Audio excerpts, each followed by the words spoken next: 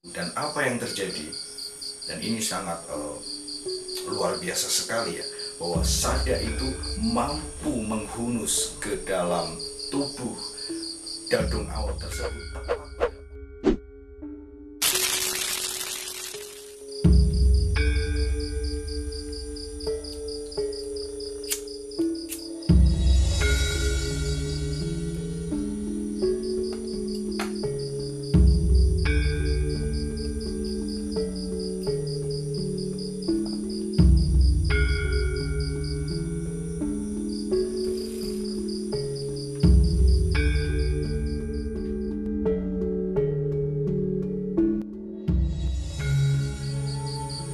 Sugeng Rawo Sedaya, salam sejahtera, Om Swastiastu, salam budaya.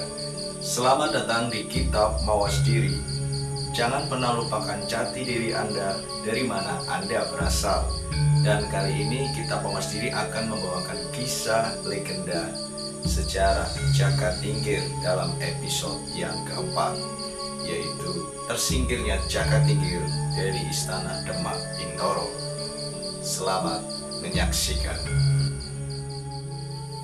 Ya, jadi Jaka Tingkir di episode sebelumnya yaitu dianggapnya Jaka Tingkir sebagai lurah prajurit pengawal sultannya karena ketangkasannya, keahlian ilmu kanuragan yang dimiliki oleh Jaka Tingkir ini membuat Sultan Trenggono atau Sultan Demak yang ketiga ini merasa sangat mengagumi sosok Jaka Tingkir.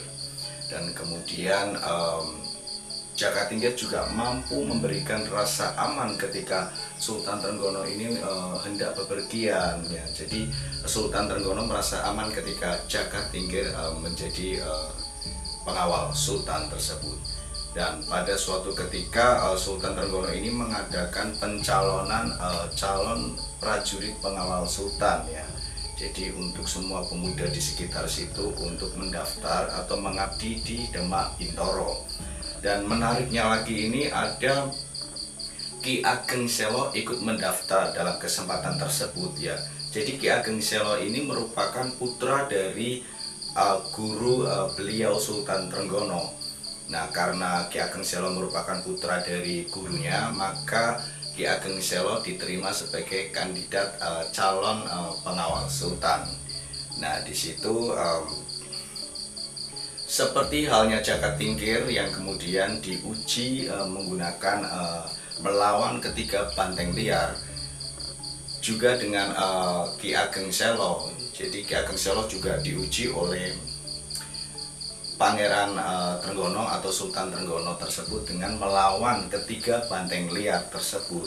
Dan ini menarik ya, ketika pengujian Ki Ageng Selo ini justru bukan Jaka Tingkir lagi yang untuk menentukan hasil daripada ujian tersebut, namun Sultan Trenggono lah yang akan menentukan keberhasilan ujian yang diberikan kepada Ki Ageng Selo. Dan kemudian ini menarik ya, karena ketika Ki Ageng Selo ini melawan ketiga banteng tersebut dan banteng terakhir kemudian Ki Ageng Selo berhasil menghunuskan keris ke tubuh banteng tersebut, justru Ki Ageng Selo ini memalingkan mukanya ketika banteng tersebut mengeluarkan darah atau muncrat ke muka Ki Ageng Selo. Nah, di situ dari kejadian tersebut Sultan Trenggono ini menyatakan bahwa Ki Ageng Selo ini telah gagal dalam ujian tersebut karena selayaknya seorang kesatria ini seharusnya pantang untuk memalingkan muka ketika melihat lawan terbunuh atau ketika darah lawan terbunuh itu pantang jijik kepada darah lawan yang sudah terbunuh. Dan kemudian dalam kejadian Ki Ageng Selo tersebut, Ki Ageng Selo juga merasa kecewa ya dengan keputusan Sultan Trenggono karena ketidakberhasilannya atau tidak lulus ujian tersebut. Dan Ki Ageng Selo ini juga mencoba untuk melakukan perlawanan ke Istana Demak Bintoro pada saat itu. Dan Ki Ageng Selo ini kemudian masih diberikan permintaan maaf ya kepada Sultan Trenggono, dan Ki Ageng Selo masih diberikan kepercayaan untuk memimpin di daerah Selo tersebut. Dan pendaftaran ini masih berlanjut ya, dan kemudian datanglah sosok pemuda ya dengan perawakan tinggi besar ya, bertubuh kekar, dan dia memiliki bulu yang sangat lebat ya, atau jambang atau bewok, yang dia bernama Dadung Awo ya. Jadi Dadung Awo ini merupakan sosok pemuda yang terkenal sakti mandraguna. Namun ada beberapa anggota pasukan pengawal yang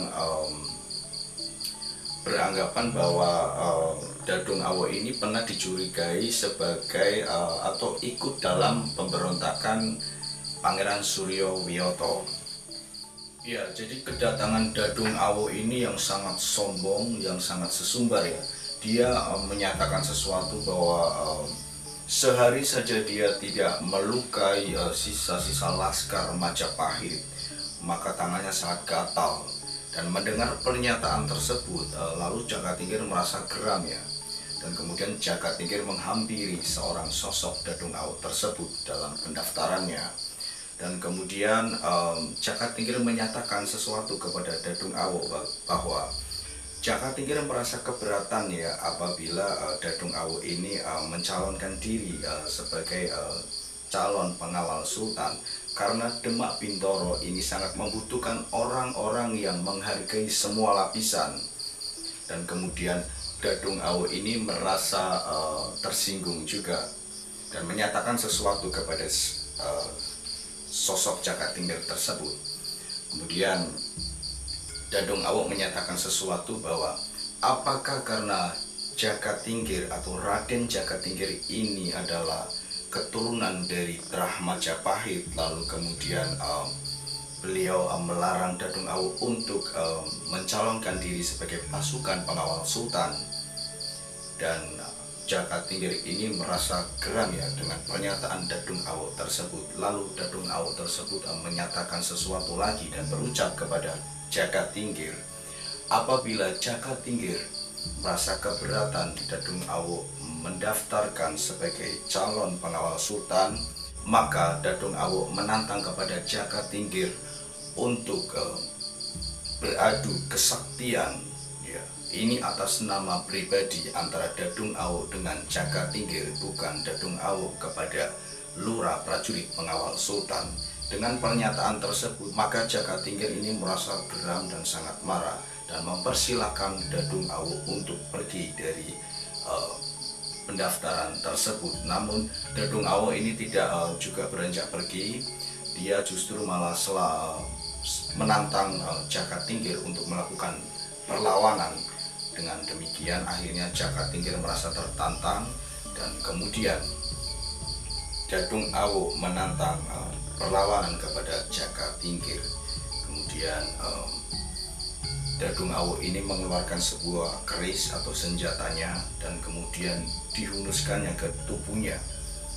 Ya, dihunuskan ke tubuhnya Dadung Awo sendiri, dan kemudian keris itu sama sekali tidak melukai sosok Dadung Awo tersebut, karena Dadung Awo ini terkenal sakti mandraguna ya, tidak bisa dilukai oleh senjata tajam.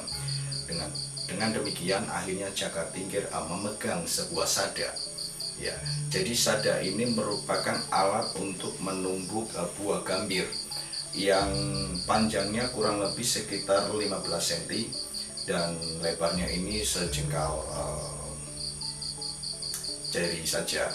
Nah, kemudian Dadung Awo ini merasa tertawa ya dengan sombongnya bahwa keris saja tidak bisa melukai dada atau tubuh Dadung Awo. Bagaimana dengan sebuah sadat tersebut? Lalu Jaka Tingkir mengatakan sesuatu kepada Dadung Awo untuk melakukan penyerangan menggunakan sebuah senjata sada tersebut. Dan kemudian dengan tertawa Dadung Awo ini membuka lebar-lebar dadanya untuk dipersilahkan untuk Jaka Tingkir melakukan penyerangan menggunakan sada tersebut. Dan apa yang terjadi? Dan ini sangat luar biasa sekali ya, bahwa sada itu mampu menghunus ke dalam tubuh Dadung Awo tersebut tepat pada organ vital, yaitu jantung Dadung Awo, dan ini sangat luar biasa ya. Dan akhirnya Dadung Awo ini merasa kaget, merasa kesakitan yang sangat luar biasa, dan Dadung Awo ini seketika roboh dan kemudian tewas seketika itu juga. Dan akhirnya semua yang hadir di situ merasa geger ya. Tak terkecuali ada beberapa pejabat-pejabat yang melihat kejadian tersebut, akhirnya menyampaikan sesuatu kepada Sultan Trenggono atau Sultan Demak yang ketiga. Dan akhirnya mendengar pernyataan tersebut, Sultan Demak ini merasa marah ya kepada Jakatingkir bahwa ada calon pasukan pengawal yang kemudian tewas di tangan Jakatingkir. Dan pada hari itu juga akhirnya Jakatingkir dicopot jabatannya sebagai lurah prajurit pengawal Sultan, dan bahkan Jakatingkir diusir dari istana Demak Bintoro. Namun tidak lepas sampai di situ saja, kepergian Jakatingkir ini sangat melukai hati seorang Nimas Sekaring Kedaton ya, adik dari Ratu Kalinyamat, yang kemudian Nimas Sekaring Kedaton ini juga menaruh perasaan cinta kepada Jakatingkir. Dengan berat hati karena menerima dan mengakui kesalahannya, maka Jakatingkir menerima keputusan Sultan Trenggono.